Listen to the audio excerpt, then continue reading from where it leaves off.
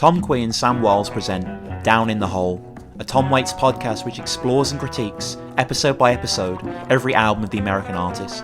To find out more information about the show and the man himself, visit TomWaitsPodcast.wordpress.com. Hello, and welcome to Down in the Hole, the world's first Tom Waits podcast, where we album by album, song by song, explore the enigmatic life and discography of Tom Waits. However, I'm not alone in this endeavour. Of course, I'm joined by my co-host, good friend and battle rapper, Tom Quee. Hello everyone. Thank you all if you're rejoining us. Episode 7, dude. Episode 7, this odyssey of Waits. Like, we've been trying to work out how many episodes we're exactly going to do, because I think there's something like 20-odd studio albums, lots of live albums, lots of bootlegs. Orphans is obviously... Yes, it's 3 episodes, isn't it? 3-parter, that's going to be insane as well. Really looking forward to that. So, you know, this is really going to be a journey. It's probably going to be 30, 40 episodes maybe by the end of it. So we really appreciate you coming along. Especially appreciate you listening to this one because these asylum years, Sam, they could be pretty divisive for some people. I mean, indisputably, there is some incredible masterpieces amongst this. But Heartattack and Vine it seems to get a weird rap. Heartattack and Vine, it's one of those sort of transitionary albums, yeah. a lot more so than the last episode, Blue Valentine, which we saw, some directions towards major changes, and those will carry on through this one. We have that more developed rocky sound that we'll obviously get into. Yeah, and Tom's rasp as well. Yes. His whole vocal delivery on this album is very indicative of what Swordfish will inhabit. But before we get into that, we'll just do a little bit of housekeeping. Yeah, of course. Obviously, anyone can contact the podcast at TomWaitsPodcast@gmail.com. Please send us your opinions or anything you want to say about the show, or even just to fan our egos a little bit. We really appreciate that. Yeah. You can visit the blog that we've both now started adding content to at TomWaitsPodcast TomWaitsPodcast.wordpress.com. Yes, that's right. Yeah, so we started the blog just to kind of host episodes and maybe put a few things on there, and we kind of haven't really been doing much in the first couple of episodes, to be honest with you, but as of now we are adding our own independent articles of analysis of Tom Waits to the blog as well, the episodes. So currently there are 2 articles, both of them are written by me. Kind of think of it like a little kind of BuzzFeed, but just for Tom Waits. You know what I mean? We don't want to be too clickbaity, but... No, but the problem is me and Sam are 23, 22, 23 in the year 2015. We like the idea of listicles and cracked and learning through numbers. That's just inhabited in our DNA. So yes. What we have at the moment is every single mention of a crow in a Tom Waits song that has like, I think it's like 14, 15 tracks. So you go from sort of shiny things is the quite obvious one to a whole wide variety of Tom Waits using the crow, and we also have Tom Waits' best guitar moments as well, which was picked by me. I like that one a lot, actually. I had a lot of fun going through that one. Yeah, I think there's a diverse list there. I think I take it from the more obvious kind of train chug of Cold Water to the Hawaiian guitars of Young at Heart, and there's so many great Tom Waits moments. Make It Rain as well is a fantastic one in terms of its tone and its solo. So. The blog is there, and as Sam says as well, at Tom Waits Podcast, TomWaitsPodcast.wordpress.com, and TomWaitsPodcast@gmail.com. Sam, Heartattack and Vine, a hero of ours, Barney. Yes, Mr. Hoskins. Mr. Hoskins, Barney Hoskins, who wrote the absolutely just seminal. Yeah. It's like you only hear the word seminal when it comes to like legendary rock things, like the seminal live album, the seminal concert, but. Barney Hoskins' Low Side of the Road is the seminal Tom Waits book. It's an absolute tome. It's unbelievably put together, and I pretty much have faith and trust and put value into anything that Barney says. He's an incredibly intelligent guy, brilliant writer. Are you about to say a big but because of what he says about Heartattack and Vine here? Because I know for a fact he says it's one of Tom Waits' most outstanding achievements. Yeah. But you've been building up to that. Yeah. But counter to I think Sir Hoskins says, he says, quote, Heartattack and Vine remains one of Waits' pinnacle achievements, a magnificent blend of bitter and sweet, savage and soothing, and as good as any album he would make in the ensuing 5 years. Ooh, so that is a very controversial statement. You can the thing is, you can praise this album on its own merit, by all means, please do. But to say that it's in the same league as a Frank's Wild Years or a Rain Dogs, it's just misguided, really. I find it does not measure up to those levels for me at all.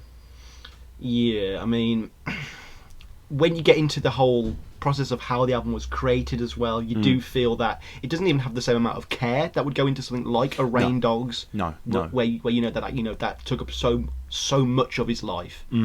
So it starts. I mean, kind of like in terms of the Heartattack and Vine genesis, it basically starts within a very, very important period of Tom's life that we're going to give much more due care for in the next episode. So next episode, in case you've been wondering, by the way, because we obviously do film reviews in here as well, we are going to just review the album of One From The Heart along with the film next episode. We are going to tackle very that. Fitting, yeah. Yeah, and I think the whole point is eventually all the Odyssey idea of this podcast. We are tackling pretty much everything Tom Waits has put out studio-wise, release-wise. And One From The Heart's a really important piece, and one of the reasons is not because of the fact that it's Coppola or the fact that it's Tom Waits' musical. It's the fact that he meets, his muse, his soul. He meets Kathleen Brennan at Zoetrope Studios. So we're going to tackle all that Kathleen stuff in a much more kind of comprehensive way in the next episode. But Tom Waits and Kathleen is obviously a famous romance. They were engaged within a week. Yeah. Within a week of meeting.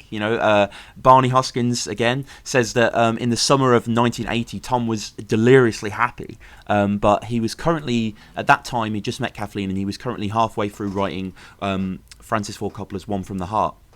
And he never knew what Coppola wanted from him, unfortunately. There was always kind of push-pull of, like, how is this to be sang? And Coppola didn't really give him any rope to go on, so Tom was kind of writing the songs that built the story that the film was built around, rather than just songs for a musical. Yeah, I mean, like, I know that Tom was kind of, at this point, it's very clear that he's trying to move away from that bar crooner, clicking his finger kind of guy. And yet, Francis Ford Coppola, who directed the last two films we've actually reviewed on our film section. We'll get into the new name, we've dubbed it later.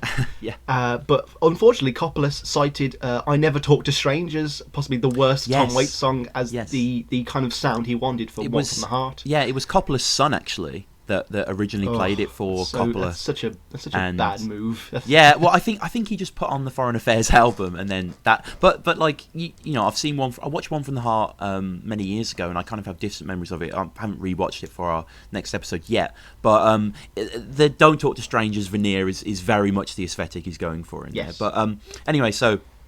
Tom, we'll get into One From The Heart more in the next episode. So Tom is exasperated basically by Coppola, and he said, quote, I got into a humbug over my whole thing with the picture there. For a brief spell, I moved out of my office at Zoetrope and went and wrote a record.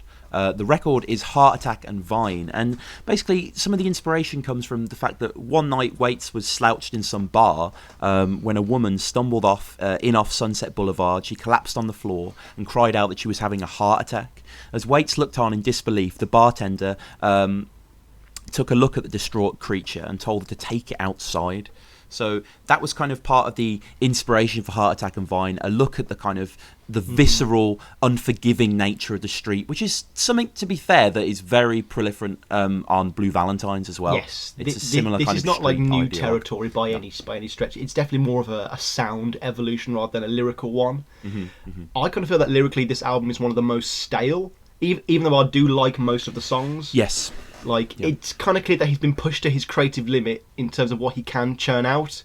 And I don't know whether this is me being particularly fussy, but there does seem to be an over-reliance, even for Tom Waits, on those classic Waitsian adoptions of culture. Like we've got Liar Liar, Your Pants Are On Fire, One for the Money, Two for the Show, Sticks and Stones May Break My Bones, and Ring Around the Roses, even Eeny Meeny Miny Mo. And it's just like, come on, Tom, like start talking about barns and mules, please. No, I completely agree, and I think one of the things you have to kind of get to grips with how the album does feel quite repetitive in places, and you can almost predict where a lot of the songs are going to go before they even start, which is kind of one of the best things about Tom Waits' later material, how ephemeral it is. It's mercurial.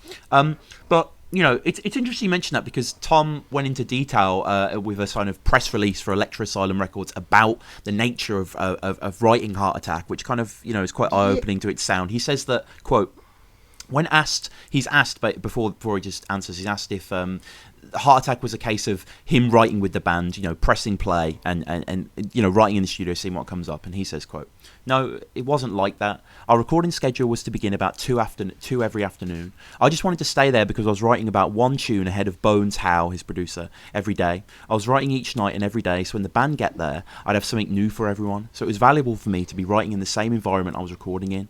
I'd never tried to do it that way before. It's a lot of work. It's not a party. I don't invite anyone that's not directly involved with the session. I sweat bullets for a month and a half. But my relationship with Bones was very healthy during the whole process. He had a lot of faith in me that I'll be able to work under those conditions. It will make a lot of producers very nervous to be working against a deadline like that with all the gold riding on it." Well, it's actually interesting you should mention Bones, because not only is this the last of the sort of, to excuse the Marvel terminology, the last of Phase 1 of Tom Waits. Yes. This is the also TWU, yeah. Yes, and obviously Swordfish Trombones is kind of like the Avengers, really, in terms of bringing everything Tom Waits has been working towards up until that point to a real zenith. But this isn't just except Swordfish has like soul. But, and creativity. Yeah, and it's enjoyable. And is enjoyable, yeah. It's not just this stupid like nerd fantasy. Sorry, go on. Yes, our last 50th episode will just be us bashing the Avengers movie. Okay, yeah. Bones Howe, this is also his last album with Bones. But it's also the last album he would have with his manager Herb Cohen. So it is very much like a big, everything's coming to a close now. This is really the end of this part of his phase. Like Herb Cohen was obviously his bull of a manager who also handled people like Zappa, for whom he would also coincidentally go on to have legal issues with. Yeah, big ones. Yeah. He is that very much the stereotypical exploitative money grubbing manager that Tom would go on to sing about in songs like Eyeball Kid. Oh yeah, and for Tom especially, a father figure. Replacing an absent one as well. We have Bones, we have and Cohen as well. We have all these figures. Jack Kerouac. These people that become these kind of surrogates for Tom. And something that may have propelled this jump that we'll obviously talk about in a month's time on Swordfish is that Cohen has actually been pretty much screwing Tom out of his money this entire time. In a 1976 interview with Rambler magazine, Tom says, "I feel at times I'm residually in jeopardy with my record company. I don't pull in a lot of dividends. Most of the money I make is from personal appearances, and I spend most of that on the band and the bus." After this, you could say that Tom's massive shift into different styles of songwriting could be an attempt to own himself. And the thing with Cohen is, we've already spoken about how we may get into the compilation albums. Yeah. They are all from Cohen, and they all were made after Waits left Asylum Records to join Island Records with Kathleen. And Cohen would milk all of the unreleased Waits material, all the demos and all the offcuts that he could get his hands on, really. And we've actually kind of reached the end of that now. He actually has nothing left to release. Yeah, there was. I mean, I put it on the Twitter at TomWaitsPodcast just yesterday actually about Transmission Impossible. I don't know if you've seen that. It's a 2015 release of 3 Tom Waits radio concerts. One's from like Heart of Saturday Night era, one from like Rain Dogs era. I've listened to some of them and they're absolutely fantastic. But when it was released, I was like, I can't imagine Tom and Kathleen's estate wanting this to come out now. Not that it's bad. It's absolutely fantastic. It's vintage Tom Waits. He's terrific in it, and he does lots of songs that you wish he would have done. Like even songs that I don't necessarily rate that highly, like Drunk on the Moon, for example. He does a really nice version of that. He also does a fantastic solo version of Please Call Me Baby that closes out one of the discs that is really worth unearthing. Transmission Impossible. On the Twitter, I put a YouTube link as well. I appreciate in the future this might be redundant, but you can find Transmission Impossible Tom Waits on YouTube. So maybe that was just Cohen sort of siphoning it out. But I will say, I mean, even though financial problems are something that are going to come to really haunt Tom until he kind of really sheds his skin and becomes kind of the screaming madman that we all love, Heartattack and Vine wasn't necessarily a disaster. This album was Tom's first to crack the Australian top 40. Oh, really? Reached number 30. It was Waits' best-selling album in the US until Mule Variations, which is quite interesting. It spent 3 months on the Billboard Hot 200 and peaked at number 96. So this is commercially, Tom's at his peak until the late 90s, and this is 1980. So for 19 years he's not going to do as well as that. I can't believe Heart Attack's outside Bone Machine, though. That feels to me like Yeah. Tom would have a real... But I don't know, maybe not. Because, yeah, I thought he sold quite a lot just from the alternative rock scene. Yeah. Speaking of alternative rock, can we talk about the cover? Yeah, I like the cover, actually. Oh no, this is the worst cover. This is by far, like, he does not, like... I know that he's not meant to be playing any likeable characters this time around, but he just looks, like, really dishevelled and dirty, and, like, I don't want to, like... He looks unappealing to listen to, and the sort of newspaper, like, text is really quite annoying. I do like how the titles of the songs and the titles of the articles, that's kind of nice, but as a whole, it feels far too grimy to be sold. Like, carry on. I really like the cover. I agree that it does look grimy. I like that it's kind of like it's blood-stained newsprint with the kind of top right corner veering away into like the nothingness of like just, you know, the water in the paper. I love the fact that the T of Tom Waits on the sort of main, you know, headline is the T of like the New York Times, and it's got that oldie kind of like, you know, newspapery font. I think I agree. I think the whole look of it I'm not too much of a fan of, but the idea of like song titles being the headlines of articles, and I was like, are the articles actually going to be the lyrics for the songs? But they aren't. They're just kind of like, you know, Dateline, you know, Manhattan, whatever, and they sort of go into date about the different worlds. And just a minor point as well, on the nickel is misspelt on the cover, which is quite interesting. Well, I was literally just about to say that this is going to be our first album where the title track is spelt the exact same way. Makes me really happy. As the actual album. So I think on that note, we should probably dive right into the titular track, the first track of Heartattack and Vine, which is, of course, Heartattack and Vine. Tom, could you talk to us about Heartattack and Vine, please? Oh my god, Heartattack and Vine. Tom, we have a guitar riff. I've never heard one of these before in your music. We have a bona fide guitar riff. I mean, okay, yeah, it's kind of couched in that kind of 12-bar blues that is literally going to riddle this album. Like, that's one of the constricting chains that kind of makes this kind of one of his weaker appeals for me. But yeah, that opening, bow, bow. And I love how the final note, the final up note of each riff are the flirts with being very subdued, very tight under the palm mute, you know, very tense, or it kind of wavers out in this kind of light distortion. I like the way the intro languishes as well. The intro kind of, Tom is... We said this in, you know, take Red Shoes, for example. Red Shoes introduce moment after moment after moment. It's the drums that give way to the keyboards, that give way to the bass, that give way to the piano, that give way to the vocals. Here, there's the guitar and the drums, and it's like that for like 20-25 seconds. It's kind of Tom teaching you that this is going to be more of a kind of loungy album. It's going to be more of a hang album, you know. I like that kind of... More of a hangover album. Yeah, definitely. The restrained kind of swing guitar riff. I mean, what do you think of the intro of Heartattack? Like, I think it's like really powerful, yet in that really like nice fuzzy kind of way. Like, it's a pretty intense burner that kind of like builds and builds and builds. Yeah, and like it kind of breaks the run of those sort of lame duck title tracks that we've been so used to so far. And it's just a very honest, sleazy, unromantic blues track. And Tom kind of like stripping himself back a bit. Not to the sort of like VH1 storytellers levels, but it is a lot rawer, and I do think that he's a lot more of a force to be reckoned with this time around. Yeah, like, he's not playing these crooners who are around the bars trying to be friendly to ladies and stuff. This is the guy who sees a virgin and realizes it's only 25 to 9. Like, he's not a nice guy. This is some seedy shit. You know, this is stuff that he's seen on the street.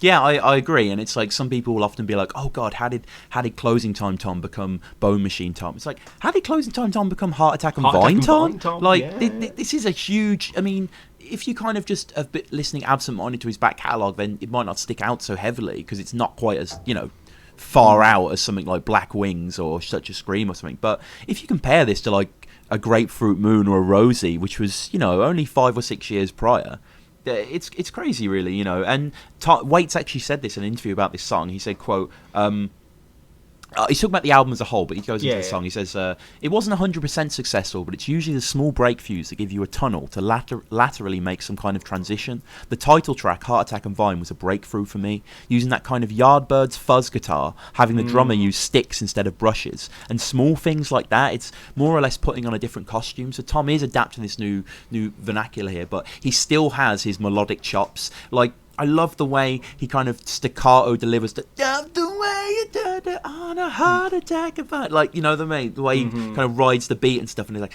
la. Like, it weaves in between the gaps, the breathing space that the little beepy notes give you. He's between the raindrops here. His delivery is entrancing. It's actually very catchy for a Tom Waits track. Like the riff is kind of like very cutting and has a sort of atypical dirge that resonates, but besides that, it's really a dark, funky rhythm, bordering on like a gospel sound. Yes, like he really is like singing to the heavens at this point. And another thing I never noticed the first time I listened really was that sort of primal pump in the brass section that like he really brings in. Oh yeah, I love that. Like, whereas before, like Tom would kind of like duel with a brass piece.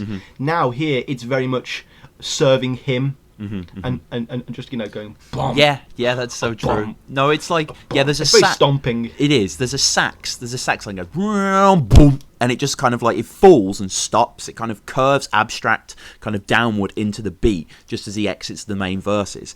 It's irresistible. It's such a good addition because without that, like I like the riff of Heart Attack. I do like the vibe of Heart Attack, but as we established in the context earlier, like these are songs that Tom's pretty much writing the night before. You know, maybe some of them aren't, but you get that feel with this one because it is relying on that 12-bar kind of like this. You know where the song's going to go, kind of from the first second, and that's fine. But I think Tom sounds great. There's great lyrics are just fantastic. I mean, you see a lot on Twitter, you see a lot on Facebook groups about Tom Waits. People will put one of his kind of classic lyrics and a picture of him and share it. I wonder which one you're going to pick. Sam, don't you know there ain't no devil? It's just God when he's drunk. It's God when he's drunk. It's like the most Tom Waits thing. It's a brilliant lyric. It's one of his sort of like most overt early philosophical musings. Like, we're not talking like Road to Peace here, where he's really getting political. But like, this isn't even the last time he will doubt the existence of a creator on this album. And like, this is like Aristotle level shit we're talking here. Like, and it's also nice to see Tom reflect and project himself onto God by giving God the same afflictions that he's suffering from. Definitely. So, like, maybe his God is the bottle at this point. Maybe he hasn't met Kathleen right as he's writing the title track. You never know. Just the whole you were talking about earlier. Bet she's still a virgin. It's only 25 to 9.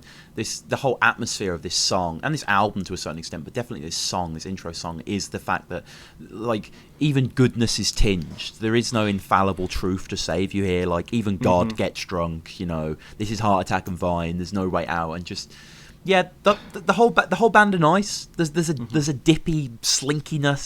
There's a grind of the low life about this music. The bloodstained news sheet that you see on the cover feels very apt here. You know what I mean? It feels very symptomatic of a bigger atmosphere. It's it's a fun song. I think the key thing is just that he's not romanticising the lives of the street rats and the addicts and the pushers and the madmen that he has before. No. He's kind of like admitting that this is actually very, very dangerous and full of death and cocaine. This is not a nice lifestyle. No. If anything, its only real benefit is to be used as inspiration for music. Like, there's no actual value in it. It's just kind of something to kind of scare people with in song. It's got the same moral as the film we reviewed last week, Rumblefish, really, isn't it? Yeah.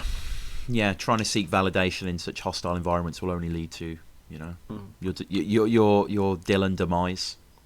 Or getting a motorbike. Mickey Rourke will drive a motorbike at you. That scene was fucking awesome. On Heart Attack and Vine. And I'm upset we never mentioned it. So yeah. One last thing. Yes. It's also nice to hear Scrambled Eggs back in a Waits track as well. But we go from one quite jarringly heavy track to another very heavy track. And this is the first instrumental. I think this is heavy. And the only one on the album, actually. Yeah. This is In Shades. In Shades. This is heavy, isn't it? I wouldn't say this is heavy at all, really. What do you mean heavy? Like it just feels like it's got that sort of power and weight to it. You know when it is basically a glorified barroom jam. Yeah. Tom, I do get the feeling that Tom has definitely transitioned to the 80s at this point. This does feel like an 80s band in a bar. People are drinking beer, and just the way it goes back to that da da da da da, and it stops you in your tracks. It's really quite an assault on the senses. Yeah. I think I think kind of heavy for me is like, I don't know. I think Downtown has like a heavy rhythm to it, and like more of a kind of sweaty beat. But yeah, no, I don't mind In Shades. I think In Shades, it's worth just a little bit of kind of a factoid. In Shades was originally titled Breakfast in Jail, and it had been performed earlier on earlier tours in different incarnations. Also a quick one. Other outtakes of Heartattack and Vine. I'm not sure if these re-emerge in Tom's later catalogue as other songs. If you could let us know, TomWaitsPodcast@gmail.com, @TomWaitsPodcast. That'd be really good. Other songs include Cad Mag, that's CAD-MAG, and Baby It's Wrong. For me, with In Shades, I question its placement on the album. Like, instrumentals for Tom have served two purposes so far. They've either served like kind of the intro coda to an album, such as Silly Waltz, which really does kind of like build you for this sugar-coated world of kind of like, you know, dark misery and kind of existential kind of blues searching, or Closing Time, which is one of Tom's all-time best instrumentals. Absolutely fantastic. Probably the best so far. Yeah, definitely the best so far. The in case you haven't heard that, in case maybe, you know, because sometimes you just don't. Some people just don't search the end of an album. But if you haven't heard "Closing Time," the song off the album "Closing Time" with Tom, definitely check it out. Beautiful instrumental, it's like 4 minutes long. Definitely worth your time. In Shades, the fact that it comes in the second song kind of says to me that it's a bit incidental. It's a bit of filler. It's a bit of kind of, you know, these are songs that are written the day before. We know that Tom's written this before, so this is probably something he was holding, something that okay, I've got to run out this Electra Asylum deal, I've got to fill it out. You know, it's fun, you know, but it's got that repetitive trundling rhythm. There's a nice airy organ that gives a bit of heft to proceedings, but that's played by a guy named Ronnie Barron. He really, kills it on this album. Fantastic, and I love how he almost shrieks towards the end of the song, and it reminds me of those sort of classic super early rock and roll keyboards like Green Onions or The Beast by Milt Buckner. I think, as many people have pointed out, it's borders on a sort of The Doors sound. Yes, I was going to say Mr. Siegel reminds me of like a Morrison Hotel era Doors later on, but yeah, there is a Doors vibe to this whole album, really. Love the Doors, by the way. What do you think of the sort of, like, I personally get a lot of warm feelings and then that kind of same raw energy that we get from Nighthawks at the Diner, just from that sort of the clinking glasses and that faux live audience backing track. Yeah, like, the fake applause that pulls back. Yeah, I don't think for any minute that this was filmed actually live in front of an audience. Like, no, these could be like literally outtakes from Nighthawks at the Diner slapped on top. We don't know. Yeah, that is so true. I mean, that's kind of like the purpose of this song, really. This song makes more sense in a concert, like as a kind of palate cleanser between moving between sets or something, or establishing the band. I think in the context of an album, because it's not an instrumental in the true sense that it's really telling you something new through the instruments. It's just another kind of Chicago blues shuffle. But, by the way, I really don't like the guitar on this. This is probably just a stick. Oh, really? Yeah, it's probably a stickler for me, just as someone who plays guitar and you know, I'm not like a great guitarist, but I know about guitar and sort of thing. And like the sound of this guitar, if there's any fellow guitarists out here who have ever used like a basic Zoom guitar pedal, or you know, like a Boss guitar pedal, you always have presets on these pedals. You have like a metal preset, a country preset, and you always have a blues preset, and it just sounds like the kind of manufactured blues effects you'd get on a lead guitar. It doesn't sound very good. I think the organ sounds fantastic, and the rhythm guitar sounds really good, but this it's just a bit annoying. Like, just kind of, it's got that kind of Sergio Morricone Western feel, which is kind of nice, but doesn't do anything with it. It's kind of this monotonous tick-tock. I think Tom, you know, I don't mind this song. I think it's probably better when the organ takes over at the end and the guitar takes on that crunchy, grouchy, like that weird rhythm that sounds like it's kind of burping. I love the sound of the rhythm guitar. I think the solo guitar on this gives little, and you know, I've always thought Tom's backing guitar always seems to act rather like the bass in some ways, in that it kind of carries the song and can almost give people like Jim Hugo a bit of freer range to play something a bit more abstract on the bass. But yeah, besides being quite atmospheric, this song doesn't have that much to give. I don't skip over it. I do like the general feel. The mood that the song Heart Attack gets you in, this continues that mood quite well. I would say though, if they got rid of the live audience track, it wouldn't feel as jarring. But it does just feel like it comes out of nowhere and then ultimately goes back to nowhere. Yeah, and we hear the first, Tom's like, It's a little cameo hangover from the last album. Yeah, it's nice. It could be a possible precursor to things like Jesus Gonna Be Here, though.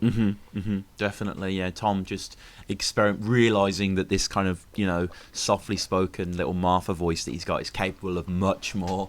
And, he's using it to a good degree. But it says a lot, doesn't it? It says a lot that the best thing about the instrumental in Shades is the tiny snatches of Tom's voice. Yeah. Like, it's...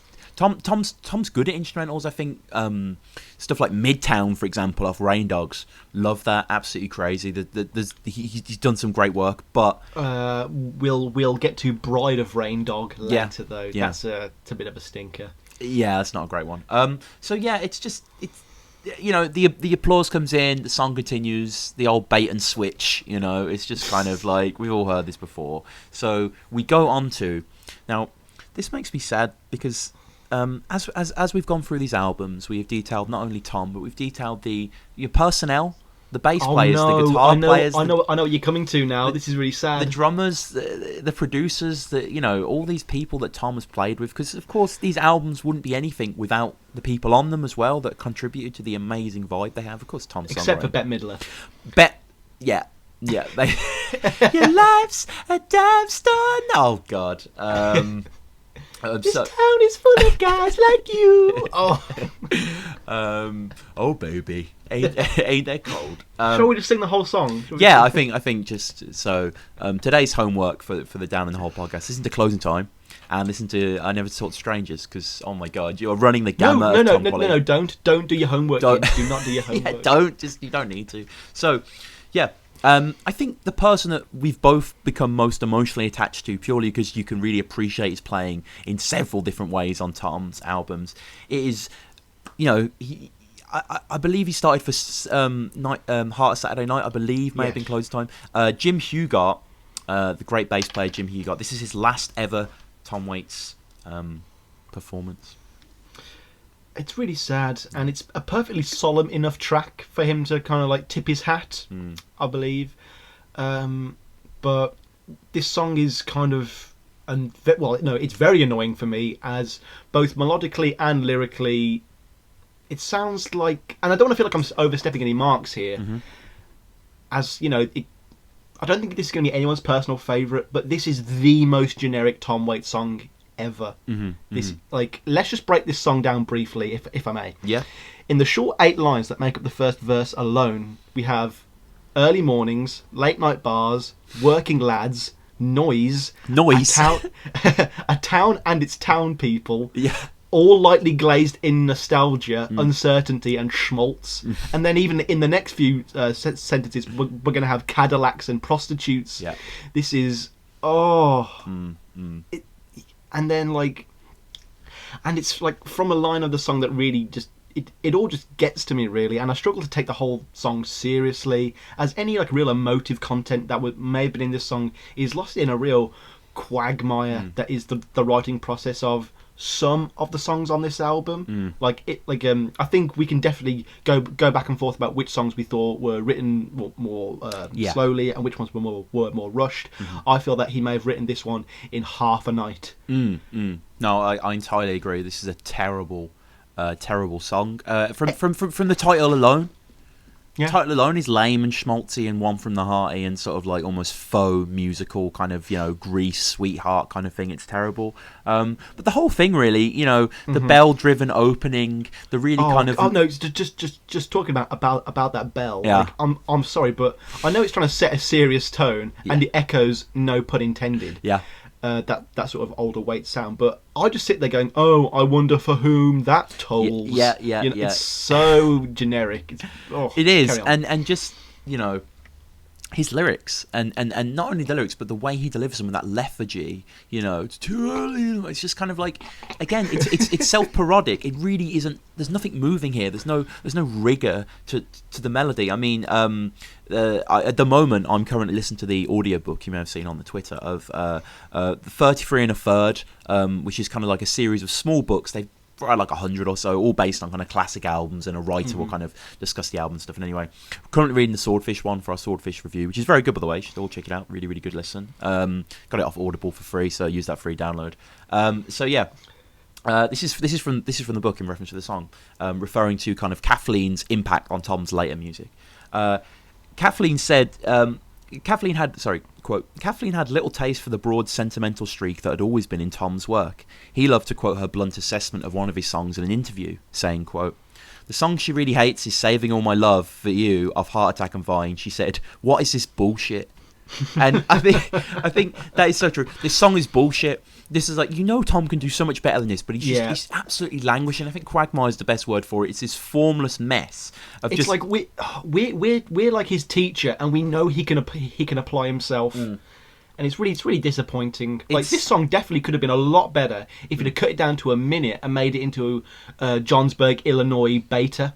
Yeah, I feel that. I mean, just to detail the kind of sort of where the song is lyrically, it's basically, in as many words, talking about a man, driven, slightly insane, slightly mad, an outcast who is preserving all his emotion for some nameless woman to which the song is addressed. He roams like, his path in the song reminds me a little bit of, Rosie.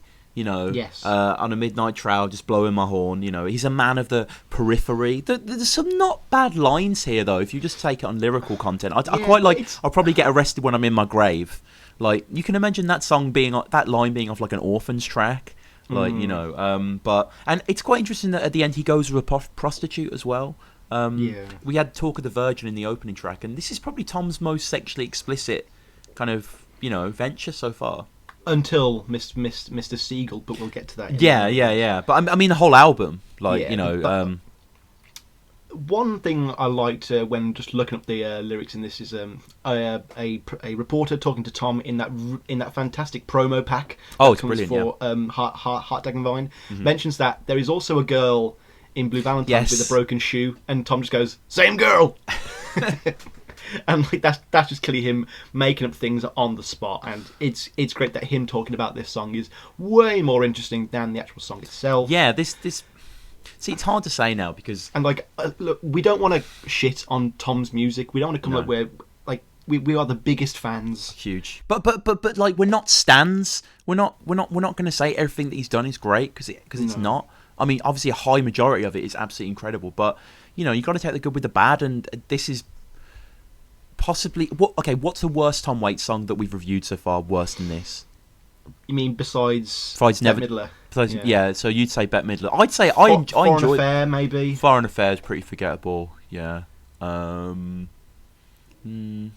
hard to really. Something of Closing Time, maybe. I don't know. I like the atmosphere of Closing Time. I think I like that kind of subterranean. Do you want to crap on Tom Traubert's Blues some more? Or? Even I can admit that Tom Traubert's Blues is better than Saving All My Love for You. So I think with that we should move on, really, because it's not the best song. Do you want to head downtown? I want to head downtown. I love downtown. Oh man. Oh, downtown's so good. Like, seriously, known Downtown for a long time. It's one of those songs that just when I first started getting into Tom Waits, just you get his discography on your iPod and you just shuffle it and whatever. And I remember this song. I was going to say shuffle as well. Yeah, this one. And I remember this song coming up, and just it's a shot to the heart, man. It's an immediate blast. That organ veers in, and those kind of those slightly offbeat kind of guitar chords coming in, and Tom just kind of chanting over the top. Like, it feels like it reminds me of a lot of. And now I know this singer-songwriter will probably be unfamiliar to a lot of people, and yourself included, Sam, but it reminds me a lot of Joe Jackson. Not Michael's father, but Joe Jackson is kind of post-punk British singer-songwriter from the 1980s. He's probably best known for Is She Really Going Out With Him? But basically my dad's a huge fan, always has been, so therefore I know all his stuff. And this is kind of his music, that kind of New Orleans Dr. John kind of throwback, kind of, Delta blues. It's just irresistible, really. It feels kind of almost like one of Tom's most like commercial tracks as well. Like, it's so not accessible. A complicated song, is it? By any means. No. What I love about this track is it is like anti-Foreign Affairs propaganda. Yeah. like that droning guitar. It's filthy, and like you can listen to it go on forever. Yeah, you know, it's not the most complicated track. Like I've said, it's a lot. Like I enjoy it just because it's a lot more raucous than I expected, and that makes it instantly memorable, even if it is just yet another jazzy blues track. Yeah, I mean. But yeah. Yeah, no, I agree. And you have to kind of, if you're a fan of this song, you have to admit to yourself that it is pretty much Heartattack and Vine Part 2. Like, you know, and... But shoutier. Yeah, but those songs are very similar, and it's kind of hard to put my finger on quite why, but they're both led by sort of quite dominant, in this case, an organ rather than the guitar riff, but it's the same kind of concept, and Tom's kind of talking about the same kind of things. And I think one of the reasons this song is so powerful for listeners, Tom said in that press interview that we were talking about before, about this song, he said, quote, "This was a first take. I was just running it down to the band just to learn it, but it became the record. We tried several other versions of this, but this take seemed to be the one that took. I love Ronnie's organ solo. It's real amphetamine. This tune's just a fast story, like a fast news update."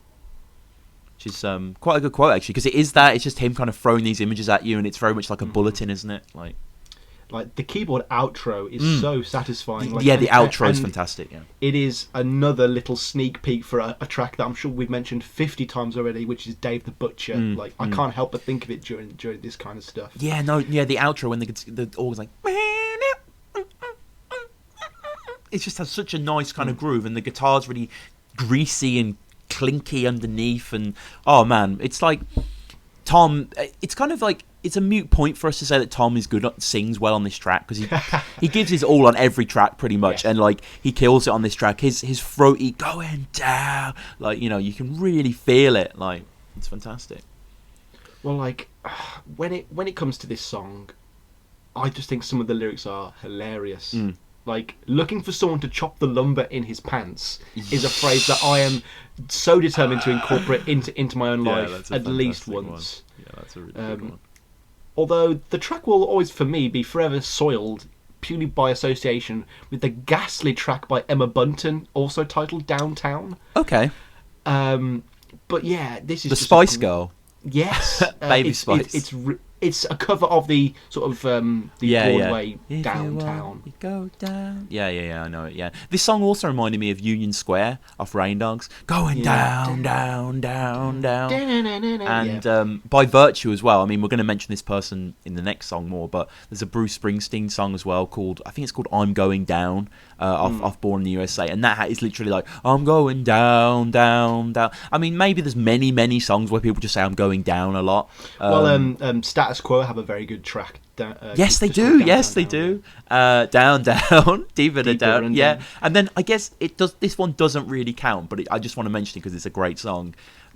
Been Down So Long by the Doors as well. Yeah, oh man, well, incredible. Just it's funny you should mention how we're kind of running out of things to say about certain Waits aspects. Well, yeah, I guess it's like there's only so many ways you can say like this is why I'm kind of glad we're bringing this phase to an end now, because you know there's only so many times we can talk about the wonderful flushes of trumpets and stuff, and now we are going to get into something a bit different. And I noticed when reading almost every single review of this album had the annoying prefix of either someone saying, "I wouldn't call it his worst," and it's definitely not his best. Yeah. And I just feel that maybe that reflects the kind of overall middling level of quality throughout the album. But I think the next song takes it up quite a few notches in terms of both Tom playing it again himself in the future and just his legacy, really. What is the next song? The next song is Jersey Girl. Jersey Girl. This is a huge song, man. This song, again, similar to Downtown, very, very memorable. You know, I've always known this song. I remember him doing it on VH1 Storytellers, and I remember. I was just going to say that. Yeah, and it's better. It's an incredible version. It's absolutely incredible. But I remember him kind of like when he starts, you know, got no time for the Corner Boys in the VH1 version. You can hear the crowd really. They're really appreciative that he's playing this song more so than every time he does it live after that line, it's almost like a break for the audience to go, yes, yeah. And it's so good that kind of like the whole song, It's got this kind of Coney Island feel to it, and it's him. The song starts with him detailing other aspects of Jersey that he isn't seeing. He isn't seeing the corner boys. He isn't seeing the whores on Fifth Avenue. He's seeing the ultimate embodiment of Jersey and love. A Jersey girl, Kathleen. He is going to that, and I've always had this image in my head. Listen to this song, and I'm not really sure why, but there's a very, very famous TV show whose intro credits is someone driving from. I presume Tom's driving from New York. I presume in the song, it's not detailed. But in The Sopranos, Sam, the opening credits is Tony driving from New York to New Jersey. And I imagine Tom Waits doing the same journey, kind of shot in the same way with this song. Seeing that same lumberjack guy. Yeah, just seeing all those, seeing Satriali's as he kind of drives off to see. The bada bing. Yeah, exactly. But yeah, this is a really good song. Like, it's grown on me a lot, even though it already grown on me a lot, if you know what I mean. Like, it's definitely not my favourite Tom Waits track, but the construction of it, the way it's put together, the really nice long intro, much similar to the way Heartattack and Vine starts as well, that allows you just to appreciate where the chords are going. Tom does not come in early. I think he comes around the 30-40 second mark, which is very rare for him. And this song as a whole, it is quite long, isn't it? It's like it's very good at getting those rousing 12 feelings up, though, isn't it? Yeah, totally. I mean, what do you think? Come on, lyrically, it's quite quaint and restrained for one of his songs, but it still does feel like a Tom Waits song first, even though we're going to get onto who covered it. It's still about Saturday nights, girls, and more importantly, a city. Yes, and it's reassuring that he can still write honest love songs like this, but that typical Waitsian storytelling still shines through. I could see myself on a date while this song's on. Like, a lot of his reference points are so relatable, especially to probably people from Jersey. Yes, that like it conjures up memories of dates that you had yourself, and it does have that sort of first night out kind of feeling. Like, and the pace has that sort of andante walking pace that really does mimic literally walking with your gal. And I think he just captures love so well. But one of the guys who adds probably the most to this is another guy who's going to come back on this album for one last sort of hurrah with Tom. Oh man, yeah, Jerry. And that's Mr. Jerry Yester, who pretty much defined the closing time sort of era. Yeah, entirely. Yeah, I mean, what do you think of the orchestra in this? It's not. I mean, it's interesting because, as you probably know, Tom himself wasn't initially a fan of the arrangement at first. But did he call it shit or crap? He said something like that. Yeah, basically. So this is just what we've read. Quote: Waits wasn't happy with Jerry's arrangement at first. Jerry would say he was doing it live with the strings and the band, and there was Glockenspiel, which was apparently a nod to Bruce Springsteen and Phil Spector, but it didn't become the grand thing that Tom wanted to be. And when it didn't become that, he was very frustrated. He said, I don't like it at all, man. It sucks. And then later he returned and realised that it was quite good and apologised. I don't mind it. The problem is when you're conditioned through the VH1 storyteller era. Oh, we spoiled again. Yeah, you're just kind of like, it's one of those inevitable truths for me, really. There's one of the ultimate truths that songs always sound better the more instruments you take away, pretty much. Like, there is kind of a magic number, like obviously a band with guitars and bass and drums, that's better than just a guitar normally. But if you just put all these layers on top of these songs, especially something that like Jersey Girl, that is so inherently kind of a little bit saccharine, let's just talk about, she thrills me with all my charms, I'm wrapped in my baby's arms, she's gonna hold my ring, and you're kind of You're trying to bring out aspects of the song, emotional thrust of the song, that you don't really need to bring out. They're already there. The song has shalalas all over it, for God's sake. Like, it doesn't need strings as well. Tom has a great quote where he says, like, I never thought I'd catch myself saying shalala in a song. Yeah. It was my first experiment with shalala. Yeah. And, like, I must admit that, like, when I first heard it, I was a little taken aback and shocked. But, like, even with his own voice, he turns one of those sort of painfully sweet pop filler lyrics into like this gritty growl, and his cadence still shines through. Yeah, that's true. Yeah, he isn't subservient to the shalala. He's like shalala. He's still Tom Waitsing the shalala, and it's not "Baby It's You" by the Beatles, which is one of the earliest shalalas. Yeah, exactly. It's not the Beatles shalalaing, exactly. It's kind of like I don't know. I mean, maybe our fans or our listeners, sorry, can credit me if I'm wrong at Tom Waits Podcast. But is this Tom Waits' first and last shalala? Unless there's something off the sort of illegal demo albums, I'd say it is. Yeah, I mean, I'm pretty certain it is. I can't think of one. Maybe, I mean, if there is, please let us know. But it's kind of nice that for this song, this lovely, lovely song. I mean, just to write this song for someone, it's such a gorgeous, beautiful love song, really. And could we mention who the song was written for? Weirdly, because obviously. We know that Brennan is a big part of Swordfish Trombones. Oh my god, huge. Well, but she's not part of the writing process on this album, which is very important to note, I think. Mm-hmm. But Waits is still clearly being inspired by and writing about her. Yes. Like, it's only been a couple of months since they've met. Like, they're obviously married by this point. Mm-hmm. But she's already kind of getting him off the booze, off the cigarettes. And like this track, like because of this sort of like focus he has for love, like it's almost white hot. Like and there is this real surge of real emotion, and I think that's why a certain stadium star decided to cover it. Obviously you're a bigger fan of this, Jen, so I thought I'd let you. I do quite like the boss. I'm not. Is that his nickname? Yeah, you're not aware of that. That's what he's called. Yeah, the boss or boss. Yeah, that's just he's always been known as that, the boss. Yeah, which is quite good. I've always wanted to be more of a Springsteen fan than I am, and I've listened to a lot of his music. Just as a quick side note, I do really like Born in the USA. I also really like Nebraska. There was a great song you showed me called 10th Avenue Freeze. Oh yeah, that's a great song, man. Yeah, that's a really fun song. Like Springsteen is fun, man. Really good music. And like this song, even before it was covered by Bruce, and I think most people know it as a Bruce Springsteen song as well, which is quite interesting. And Springsteen does a pretty faithful rendition. I listened to a few of his. I mean, he covers it still. He always covers it. It's one of his numbers. It's got an extra verse in it, though, hasn't it? It does. Yeah, he kind of adapts it, and he changed the lyric from "Whores on 8th Avenue," I believe, to "Girls on 8th Avenue," I think, which is more of a Brucey thing, I guess, the boss thing. But yeah, and here we go yet again. People like the Eagles, etc. Here we go, someone else, some huge established name at the time, 1980. Tom wouldn't have really been much. I mean, he would have been known, obviously, but wouldn't have had much furore. Springsteen would have been fucking white hot right now. I think this is Born to Run era, Dance on the Edge of Town era. I'm not the best Springsteen, archivist, so forgive me, but around if someone that could era, write in at TomWaitsPodcast. Yeah, please. If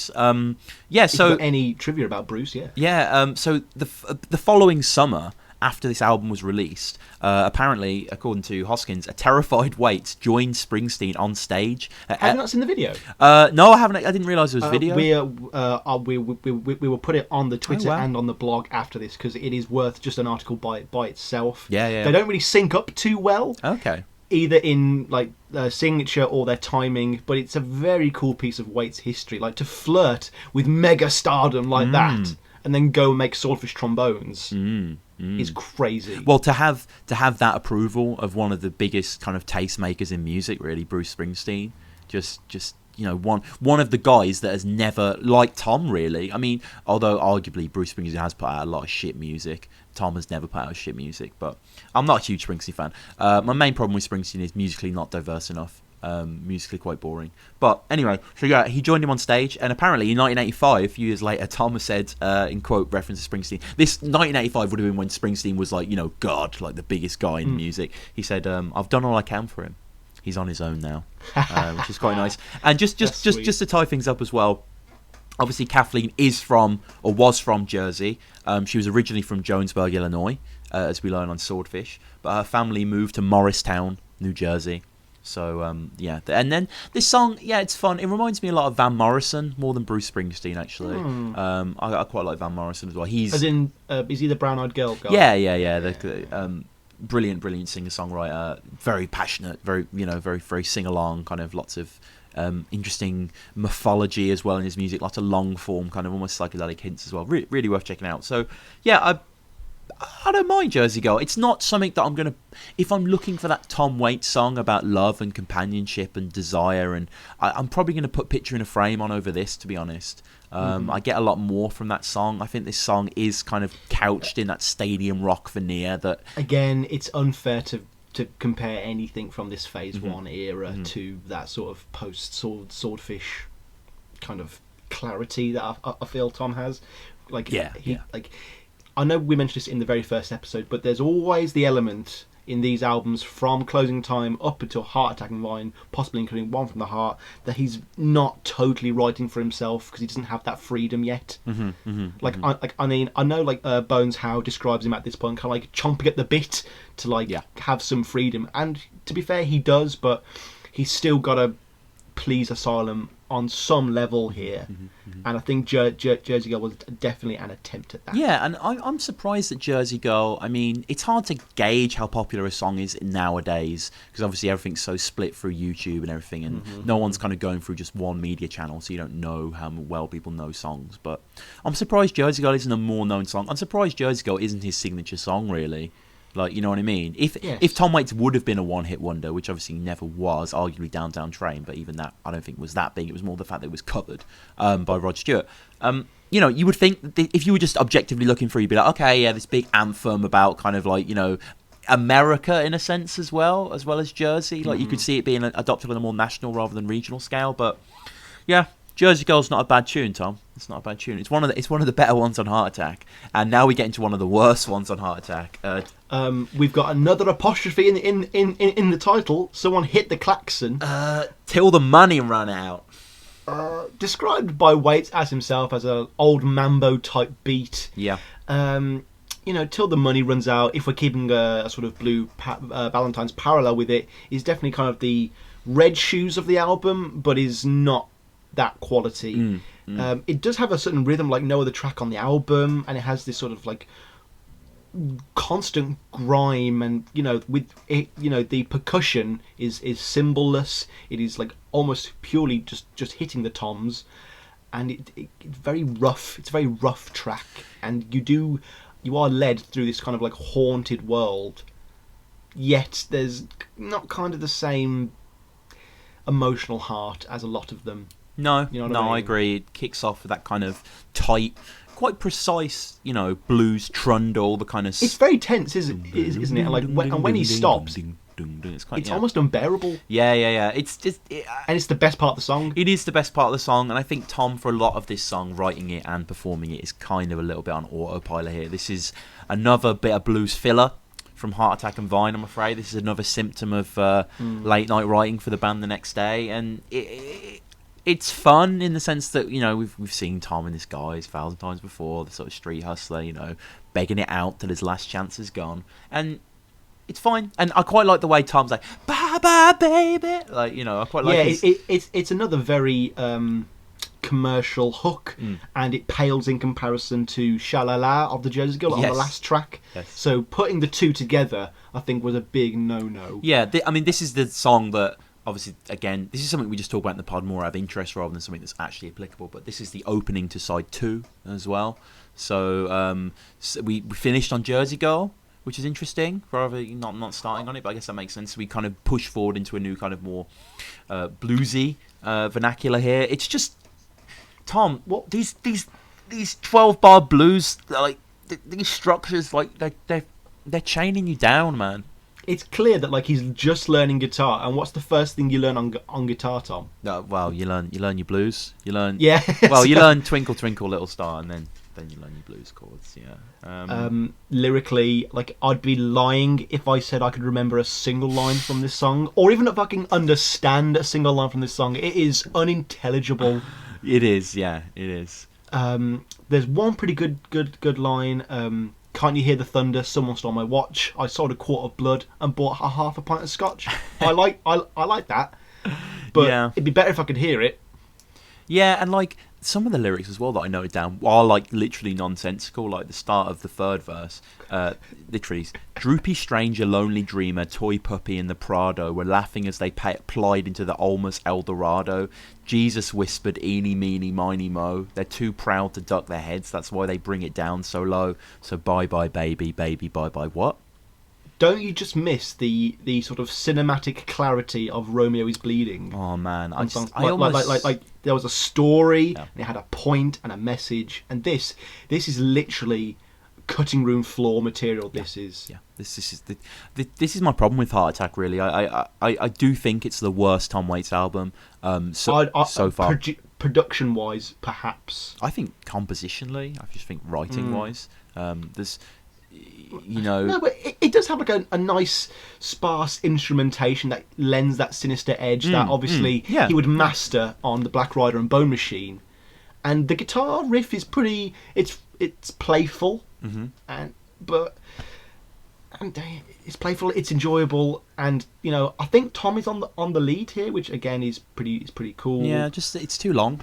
It's too long for me. It's like everything on this album's a little too long. It's 4.5 minutes, and Saving All My Love for You was long, and that was a minute less. Like this, and it's just drawing out those same patterns, those same kind of I'd argue that this song could end in two satisfying places before it actually kicks the rumba back up again. Okay. Like it goes da da da da, and you think, okay, it's over, and then goes straight back into dun dun dun dun dun. It's like, yeah, it's indulgence. Is what it is. It's indulgence, and that's the problem with Heart Attack. Has two problems really. It's either too repetitive or too saccharine, and I think the next track 7 on the nickel, is in the latter camp. Oh, do you not like on the nickel? There's going to be some conflict. Don't here. like on the nickel, man. Really. On the nickel is what I wanted from Kentucky Avenue. Yeah. People said they got from Kentucky Avenue. Like, this is a particularly sweet song in my opinion. There's a great version on his Italian live set in '86. Okay. And this was also originally composed for the film of the same name. Yeah, Ralph Waite's 1979 film, I believe. It's only a short film. Basically, I breezed through it in one viewing. It's literally not even worth talking about on. Oh, really? On not the even film section, yeah. And Waits' inclusion of the song is literally over the end credits, which I think is a very lame way to make someone compose a song for your movie. Yeah. Incorporate it in the actual story. Well, Down by Law. We're going to get to the music in Down by Law. We'll get to that. We'll get to that. Yeah. Some people really don't like this song. I too thought I was going to kind of leave it by the wayside, and we've talked about our overexposure to Waits by this point in this podcast, but it did simply win me over in the end, in the way that a Tom Waits ballad should, really. What does On the Nickel mean? On the Nickel, it's Fifth Street, isn't it? Is it? Is that what it means? Yeah. Oh, okay. And it's where a lot of sort of street rats and homeless people live. Yeah. Oh, yeah. I see. Yeah. Nickel. But there's a great little pun where he says, "And Thomas Jefferson is on the nickel." Yeah. But Thomas Jefferson literally is on the nickel. Yeah. It's great. Yeah. No, it's nice. I mean, it's like, this is a tragic song, man. I know there's a sweeping melody. I can feel it. I know why I should like this song. I just think its emotional impact is too easily earned, and the lyrics are a little bit Kentucky Avenue kitsch for me. Like when the song pulls down and Tom's whispering, he's like, "So what becomes of the little boys who run away from home?" It's like, oh, this is lame. No, but the way he sings the refrain of On the Nickel, like every time he sings it, it gains more and more sensation each time he Traubert's returns to blues it. syndrome, I'm afraid. And like it's almost like every time he has to think about the poor lives of these little boys, it does strip away a piece of the decorum in the way he sings, and it does get a bit more emotional as you get towards the end. Like at first it's just on the nickel, yeah, and it gets to like on the nickel, yeah. Like I love the way it ends. It's a song about tragedy. No one really starts off bad. Like again, it's back to the romanticization of these street rats, and it's nice just to have Tom back on sitting by a piano on this album as well. Yes, that is true, and I understand the emotional thrust and the climax of it as well. That is quite moving. But do you not?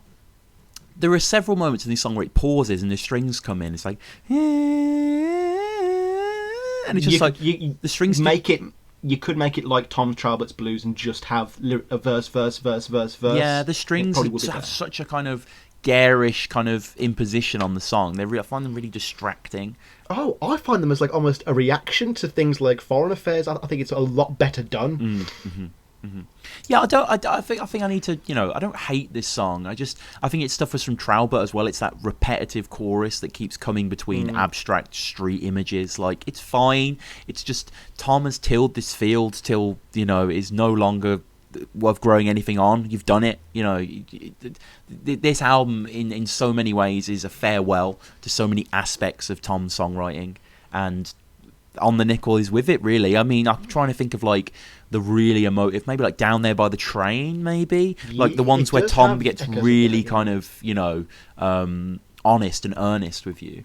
It's Like, a little overbearing. This song to me does feel like this is not one of the songs that was rushed, though. Yeah, well, I mean, it was written for a film, wasn't it? So yeah, like it was definitely on a back burner, and like it does. I think that's why I think it personally shines through the album, because it doesn't have that slapped together feeling as a lot of the other songs do. But yeah, it is. The orchestra does kind of retreat after those opening flourishes, and when Tom does get into the actual singing until the orchestra comes back, I think he's really hitting something quite special, even if I can't quite describe it. Yeah, the album needed songs like these, Tom by the piano. This is what we like, and I don't feel like I got my good Tom Waits piano ballad from this track. There is a track where I do get it from, didn't get it on this track. Well, before we get to that one, we have one. Now, Mr. Siegel. Oh, I love this song. Sorry, I've been like a little fangirl on the show, but like it really like it does squeeze my lungs. This album. Yeah, there's something about this track. When I first listened to it, I was like, okay, this is in the vein of Till the Money Runs Out, and kind of downtown, and it's that kind of rock thing, and it's kind of like, yeah, this is one of another thing or so. But the opening 5 seconds of this track, I love listening to. I'll just put that opening 5 seconds on and listen to something else. I know exactly where you're coming from. Like just the way the song just kicks in right as it kicks in. It doesn't kick in on the beat. It just Tom's already began. This party's already going down, and just I spent all my money, like Mexican whorehouse. It's just you are there, and you are just kind of like kind of just grooving to it, even in your seat. Like it just pops this energy. The sheer like jive and gall of those opening lyrics as well, like blurting about whorehouses and gun double entendres, like wiping off your revolver. Yeah. That had me in Mr. Stitch's, and just where it's like buttoned up my burgundy. Like of course he's wearing a burgundy shirt. How do you mispronounce the word shirt so well? Shite. Like this is a nod to that much naughtier younger Waits from things like Small Change, and it is nice that he got cheeky again one last time before Swordfish, and another, like this is probably for an album that's quite concise, even though it's maybe got a bit of filler in it. All the songs on Heartattack are quite attack you quite straight. Mr. Siegel's more sprawling. It's just another heavy blues drum. There's something like mystical about this track. No. And it's just kind of again got that, as I said earlier, that kind of Doors feel to it as well. That kind of like grinding, kind of like just in the destitute kind of Desolation Row sort of thing. The train drifters. Its tone to me feels very much like a track that you like, a track that appears on the Tom Waits Spotify playlist that is up and public now. Yes, we do our favourite tracks every week, and you'll see what we pick later, and that will be added to it momentarily. We'll put that on the Twitter and the blog and everything as well. Yeah. And the song it reminds me of is Jack and Neil. Yes. Yeah. It's got that sort of sordid perversion to it, but it's all in good jest. Yeah, I totally agree. Yeah, it coasts. It's a very fun song to put on in the background. Like I think you can put Heartattack on the back of a party and people enjoy it mostly. It's got a lot of songs like this, a lot of songs that thrust forward and have a lot of energy to them. And this is a fun one. Again, it's arguably a bit too long, but hating Mr. Siegel for being too long is you're not quite getting what I mean. What the point of this song is. This is just a sort of rock out. Like, do you know who Mr. Siegel is? Bugsy, yeah, Bugsy. Bugsy Siegel was probably like he. Like when I was looking at his Wikipedia page, because that's the level of research that we do on the show. He is a founder of an organisation dubbed Murder Inc. Sure. Murder Incorporated. That's how serious this guy was as a gangster. He was a very early Jewish gangster that kind of united the Jewish Italian American crowd and kind of created the sort of mega crime organisations that obviously Tom sings about in albums like this. And I think he was instrumental in the Vegas as well. He's very Godfather 2 kind of gangster. Yes. And he got gunned down, shot in the face. Damn. So I mean, asking Mr. Siegel how you get out of somewhere might not be the best option. No, that's very true. And it doesn't really. There aren't much explicit references to Bugsy here. It's more just kind of like he becomes this. I would have liked him to sing it more. Like when he says "Brave Captain," I'd rather him say "Mr. Siegel" again. Yeah. You know what I mean? Yeah. I agree. in 1980, an interviewer asked Tom, "Is the subject matter of the next tune titled Mr. Siegel about anyone in particular?" Tom Waits says, I was trying to refer to Bugsy Siegel, and the interviewer says, "Several people who have heard this tune already think the line, 'How do the angels sleep when the devil leaves his porch light on,' is pretty good." And Tom just simply says, "I like it too," and it is up there with me. With don't you know there ain't no devil, it's just God when he's drunk. It's almost like the exact inversion. And like I do like Tom's dichotomy between heaven and hell. There's never like just living. He either's like trying to be this really down low dirty guy, or trying to be like a paragon of virtue, but he never seems to balance the two. And I like his struggle with it. Yeah, I agree. It's a fun tune, and I think I would enjoy it more if it was done by a modern type of band. Really, I think just because I know Tom is kind of almost not an autopilot, but he can probably do a little bit better than this one. But Tom enjoys this sort of thing. He's adopting a new persona. It's good piano. Yeah, it's got that kind of rump and bump. It's got I mentioned it before, but it's worth mentioning. Dr. John, who's a big feature in the New Orleans scenes for decades now. He actually features in Treme as well. Very good TV show, Treme. But it's got that funk to it, that swaggering. Ultimately, it's a little unenriching. It doesn't give you that moment of solemn clarity or moment of jubilation at the best Tom Waits songs, the best place they can take you. But that's not to say that this is something you should just disregard in the same view as All My Loving, or stuff like that, or Till the Money Runs Out. It's on the higher tier of the album in terms of its rock. The only thing that's annoying is that it does that thing where it just fades out mid-lyric. Yeah, as if that's any satisfying way to leave a romp like this. I don't understand the fade out at all. It makes no sense. Like just as in terms of any music, unless a song's really kind of like a slow, finger picked thing that's kind of solemnly drifting out. But if it's like the bar buster like this, it shows that he didn't have an ending. I think it's just cool when those when like the Rolling Stones end a song, but they end it like 9 times, and it's just like the drums keep getting like they do another verse. But so you could argue that it sort of brings us down to a sort of low key level for the next song. True, yeah. Which is, again, holds certain significance to me as I first heard it off big time. Ruby's Arms. I understand you quite like Ruby's Arms, Tom. I'm crazy about Ruby's Arms. I think it's an absolutely fantastic song. I mean, just as a little bit of context, this is...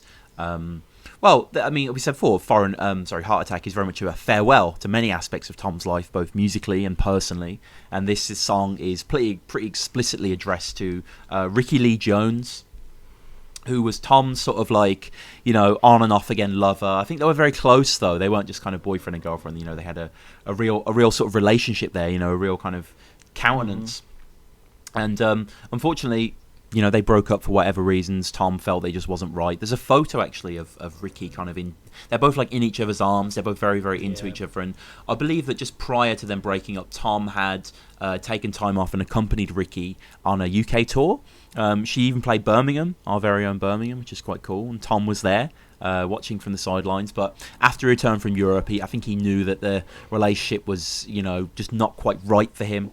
So they split it off. And Ricky Lee Jones actually wrote quite a few songs off her albums after that, which are explicitly addressed to Tom, which are worth checking out. Maybe we'll discuss them later. But this song, which you can take it both as Waits literally leaving Ricky Lee Jones, Waits' character leaving some other person, or Waits leaving behind, that image he's built of himself. Yeah, exactly. I mean, for these lyrics to correspond to the final song of his final studio album, obviously One from the Heart's there, but this was kind of being made at the same time. This is the post-credit scene in Captain America 1. This is how much of a good. Lots of Marvel references this episode.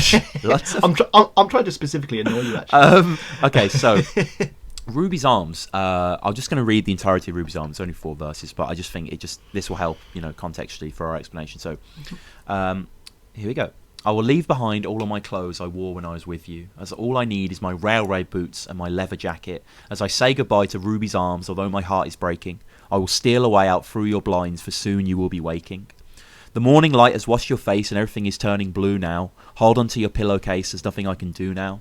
As I say goodbye to Ruby's Arms, you'll find another soldier, and I swear to God by Christmas time there'll be someone else to hold you. The only thing I'm taking is a scarf off your clothesline. I'll hurry past your chest of drawers and broken wind chimes. As I say goodbye, I say goodbye. I say goodbye to Ruby's Arms. I will feel my way down the darkened hall and out into the morning. The hobos at the freight yard have kept their fires burning. So Jesus Christ, this goddamn rain, will someone put me on a train? I'll never kiss your lips again or break your heart. As I say goodbye, I say goodbye. I say goodbye to Ruby's arms. Amazing. Really amazing. Thank you, Tom. I think the lyrics are heartbreaking because it's like, why are you leaving? If you're taking it as the song about Ricky Lee Jones, the song about Tom Waits, then yeah, okay, it makes sense, whatever, artistic development. But just take the song as a song. Say you never listened to Tom Waits before, and you listen to the songs and you're tracing the narrative of this guy.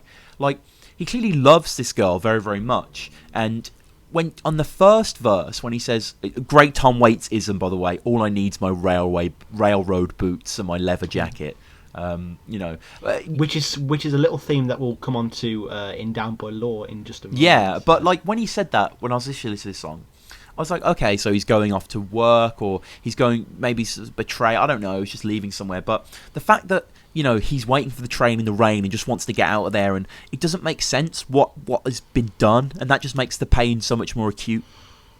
Yeah, I mean, to me, this screams just like he can't forget that he's loved Ricky his whole life, but he's got Kathleen now. Mm-hmm.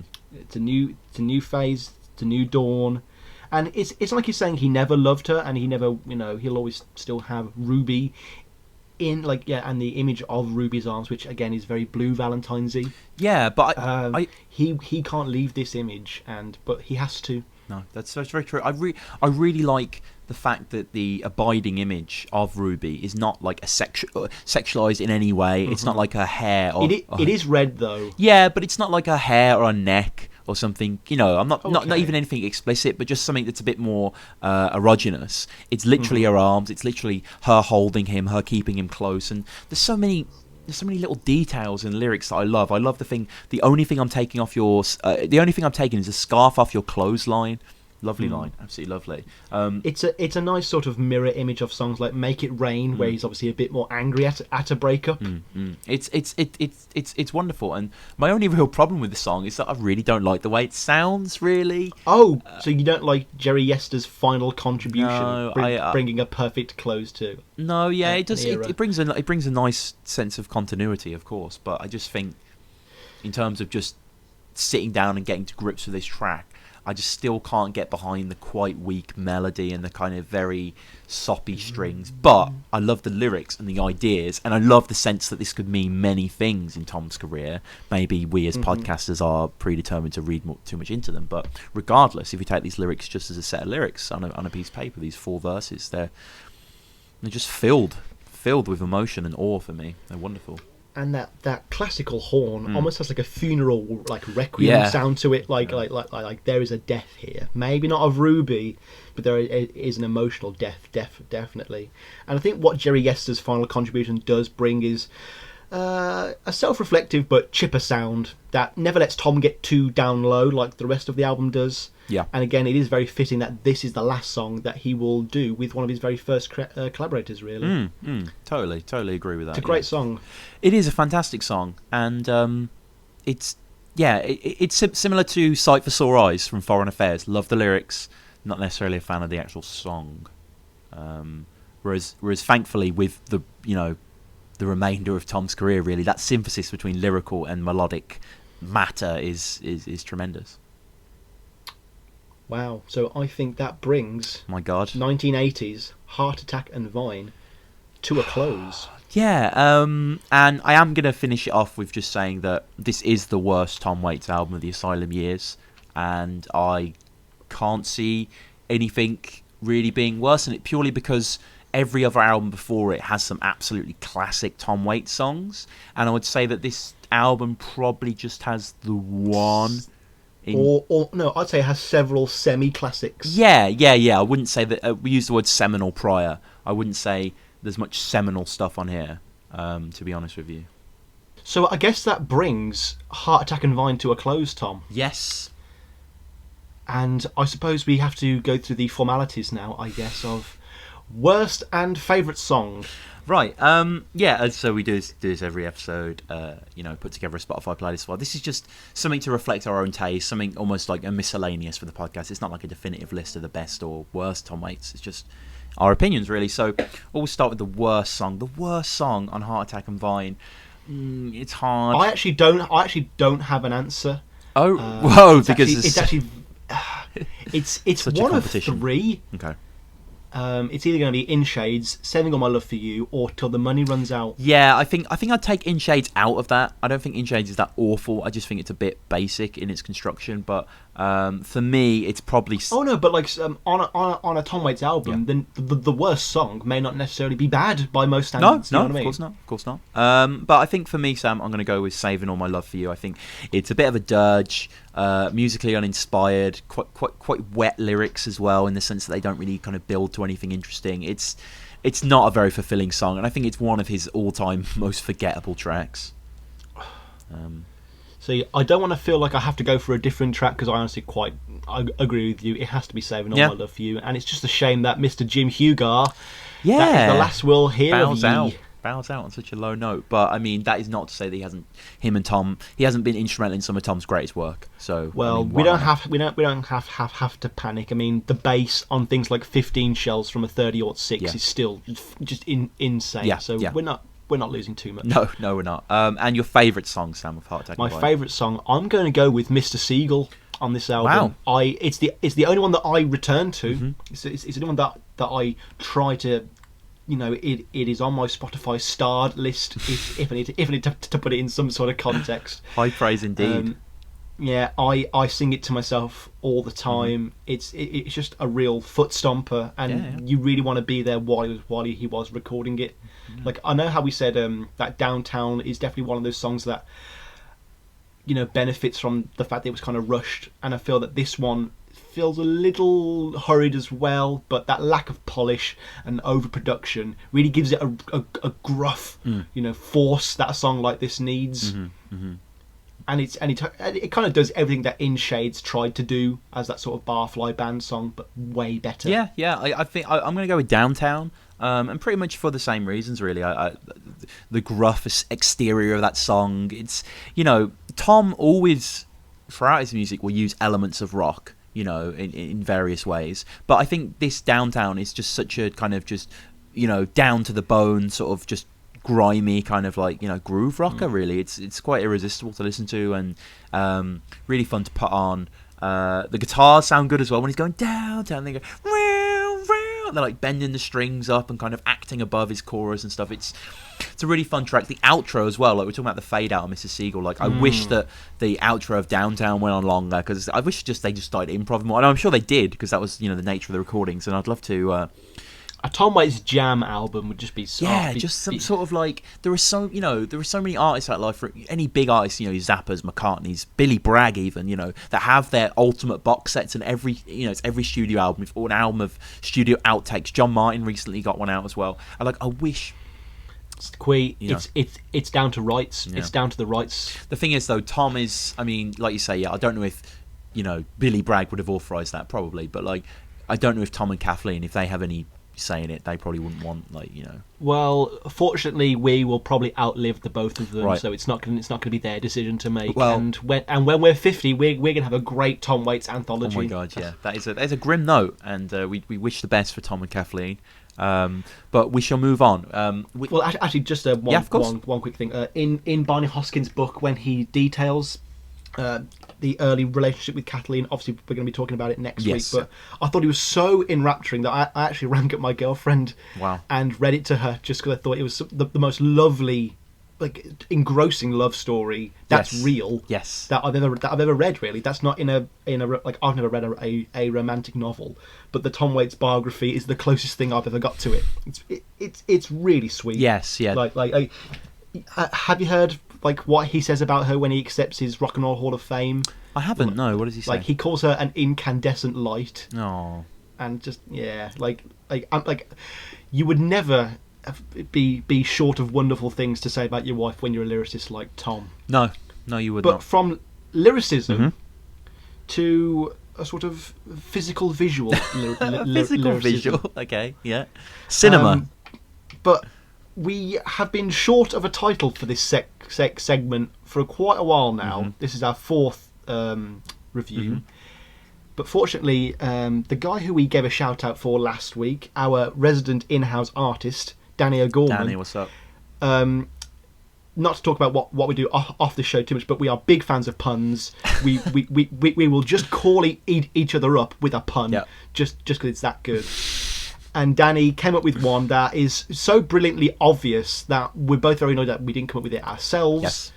Ladies and gentlemen, welcome to the Tom Waits film review titled Real Gone. Real Gone. And that is spelled real with R-E-E, like a film reel. Yeah. It's clever. Do you get it? So it's now we're witty. We've been dying for a name for a long time. So yeah, very, very thankful. I believe there was someone on the Twitter who said they were like literally minutes away from mentioning Real Gone, but so yeah, it's called Real Gone, and thank you again for helping, for sending in things as well. That's been really good. But we've gone with Real Gone. We needed to go. What's he filming in there was also potentially, but that's not very good. I liked Such a Scream. Such a Scream was good. Such a Scream was good, but I think Real Gone is the most sort of, obviously filmic thing we're pushing towards. So we're doing a Tom Waits film every episode, and this episode I'm actually really excited. Normally we've kind of reviewed sort of more miscellaneous stuff that, oh shit, Tom Waits was in some weird early missionary film, the early 90s that inspired Avatar. That was what's the title of that one again? At Play in the Fields of the Lord. It's called At Play in it's the never Fields. Not going to be funny. No. We also did Ironweed as well. We did, Bram Stoker's Dracula. We've covered a good mix now, so go back and check out the archives if you want to hear our opinions on those films. But this week, I'm really happy because we're reviewing a genuinely fucking awesome movie in which, crucially, Tom is like a main character. He's not like a bit part. No, he's not, is he? No, yeah. Oh, I'm so happy. Yeah, exactly. So, Sam, talk to me about Down by Law. Well, we got about 10:43 coming up on 10:43 here in the Crescent City. Going around and around with the big sound from the big town right here on WYLD. You got the Lee Baby. You got the Lee Baby Sim Show.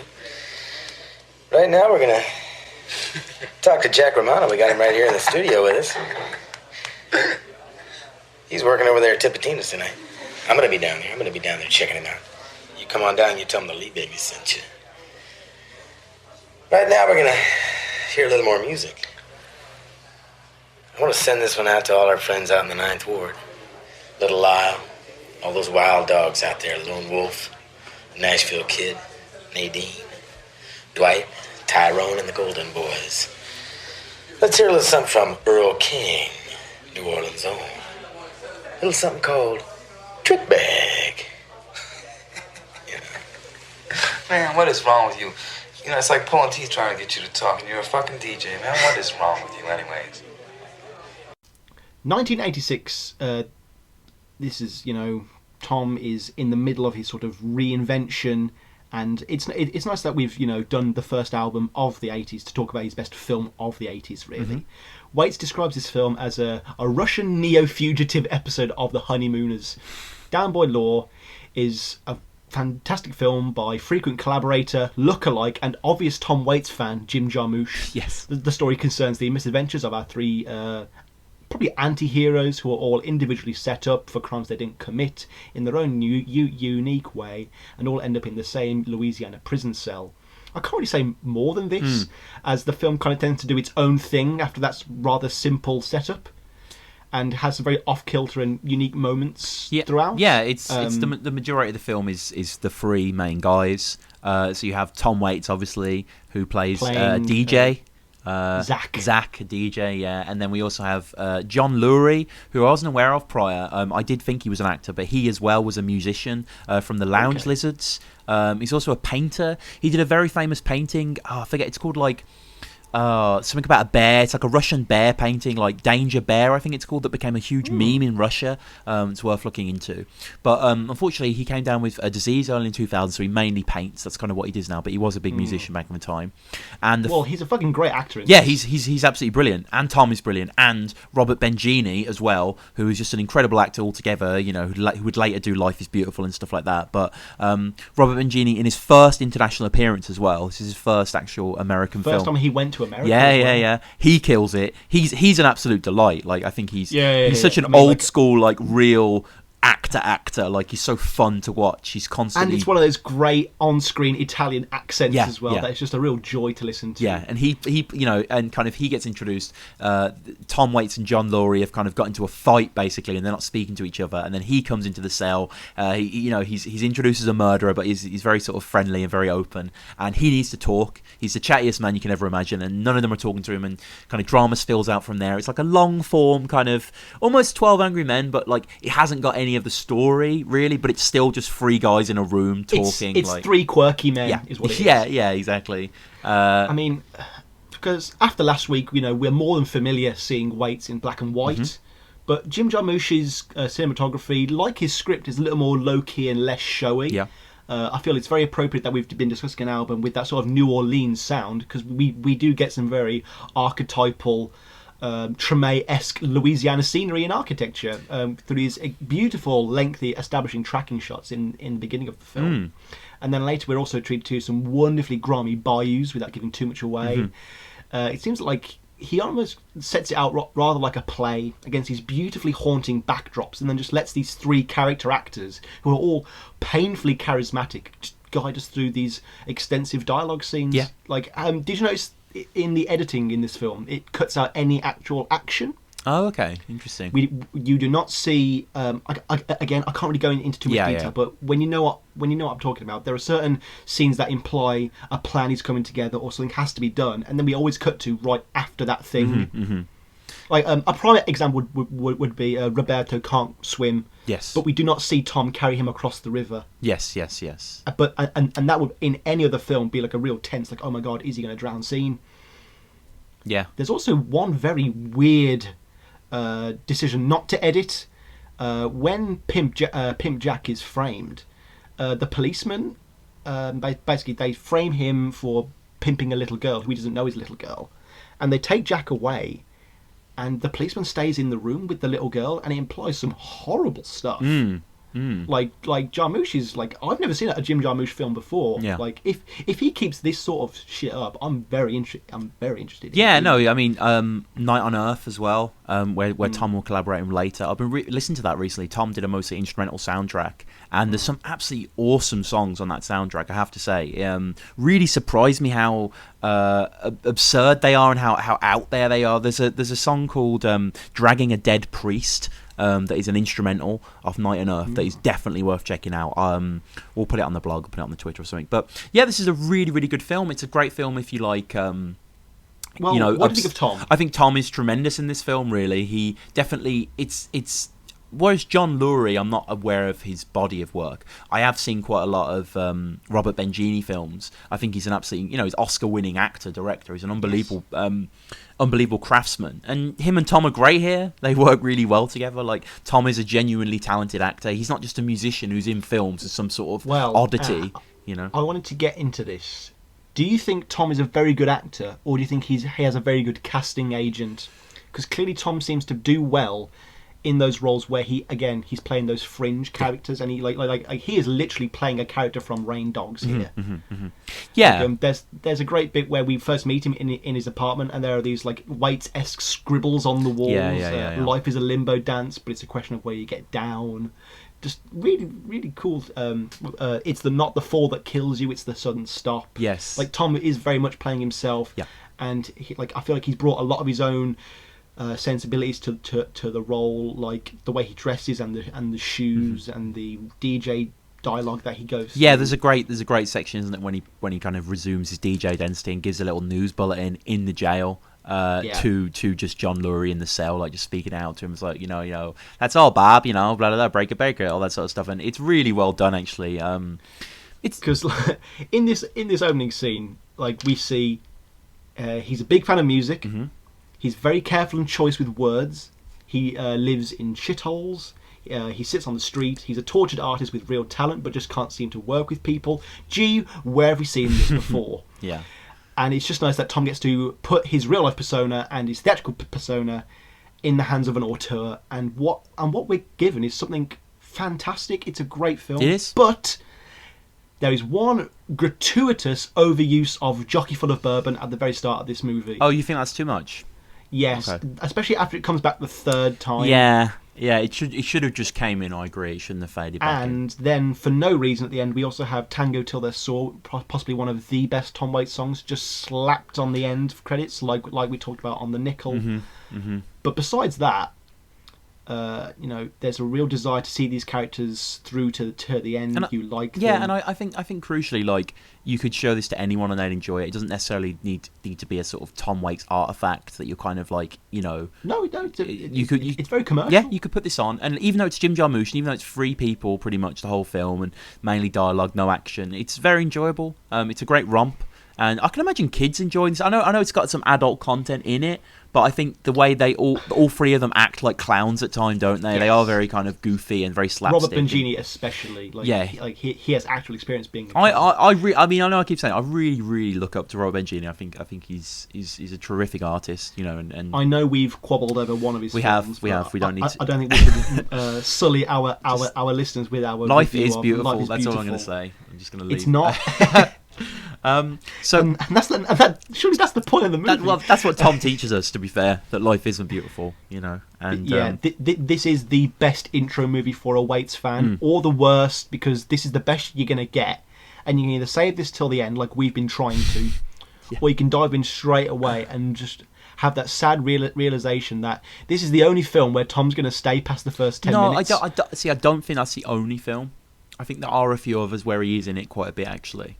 There's one from the early 90s in which he plays the main character, and obviously, he does play a lot of bit parts. Even in Bram Stoker's Dracula, where I would argue it's his best acting performance. He's so good in that. He's absolutely stirring that. But yeah, there's quite a few. I've just got his IMDb up here. What's it called? It's very early on. Oh, it's called Cold Feet.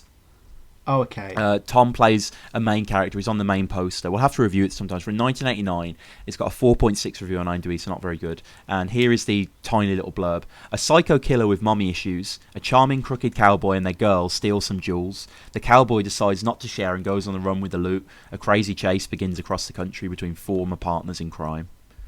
Do you reckon we should use that as a little teaser for the next episode of Real Gone? Potentially. I think we might have to. We're going to have to now, aren't we? Yeah. Okay, so Cold Feet next week, directed by Robert Dornhelm. Have you ever heard of him? Oh, no, I've never. Oh, right, okay. Just going through his He's still working today. He's made his most recent 5 films are TV Italian movies. So, So I've literally heard of none of his movies. So that's it. An arbitrary figure. I'd give it a 9 out of 10. Yeah, 4.5 stars. Very strong.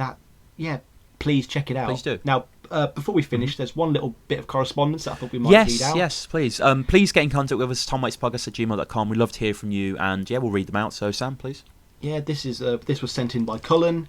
Hi Sam and Tom, I just wanted to say I've really been enjoying your podcast. I'm a huge Waits fan, but I don't really have any friends who dig his music. We totally sympathise with that. Yeah. Totally. So it's great to hear some other people's perspectives on some of my favourite albums. Can't wait for you guys to get into the Frank trilogy. Neither can we. Keep up the good work, Cullen. Thank you. Cullen. I thought we'd save that till the end, just because again, it's us stroking our hard egos. So most people have probably gone by now, but yeah. So that wraps it up. Really, thank you. This has been our longest episode yet, actually. By some margin, actually. I'm just looking at the time signature now. I wonder if anyone can actually put up with us for this long. Hopefully. We'll see. Thank you so much for listening. We've been Down in the Hole. I've been Tom Quee. I've been Sam Wiles. And please get in contact with us as ever at TomWaitsPodcast on Twitter. Post loads of interesting Tom Waits things there pretty much every day. Getting some good correspondence. Love to talk to you. But if you just want to see some good Tom Waits stuff, come along there. TomWaitsPodcast.wordpress.com. And of course, be like Cullen if you want to. Get in contact with us, TomWaitsPodcast@gmail.com. Thank you so much for listening. We will see you in 2 weeks. I'm just checking the calendar now to when the actual episode will be released. I mean, if you thought we were not looking forward to Foreign Affairs, that's got nothing compared to my lack of joy about this next episode. So if my enthusiasm is waning and my apathy is somewhat obvious in the next episode, please forgive me. But we are going to be covering Tom. We're going to be covering One from the Heart. We're going to do the album and the film. We'll kind of see if we can do them in tandem. But and the novel and the play and the radio show and the Sega Mega Drive tie-in video game that came out at the time. A Tom Waits video game that would be like actually no, you could probably do like a rock band type thing. Yeah, I guess so. So that will be coming out on Thursday, the 3rd of December. That will be our next release. But as for now, until then, please keep listening, and thank you so much, guys. Take care. See ya. Bye. Is it me, or does your hair, is it look a little lighter than the last time I saw you? Have you put a little rinse or something on there? Well, as a matter of fact, I did. Is that right? It looks great. Well, thank you. I'm glad you mentioned that. You know, because I moved back to California. You know, it makes a difference. I get treated better. I got more friends. Really? Just by altering the color of your hair? Well, I was doing 120 miles an hour. I was on the way to the airport. I was late. I got pulled over by a cop. He opened the door. He put the flashlight in my face, and he gave me the hand-eye coordination. Right. And he did this. He went back and forth, and finally he said, "What'd you do to your hair?" So you got a rinse on that, or? And he was a blonde, and we talked about moisturizers, and he said, "Get out of here." So he let you off. He did not give you a ticket. No ticket. So, This is it. That's my ticket. Well, yeah, I guess so.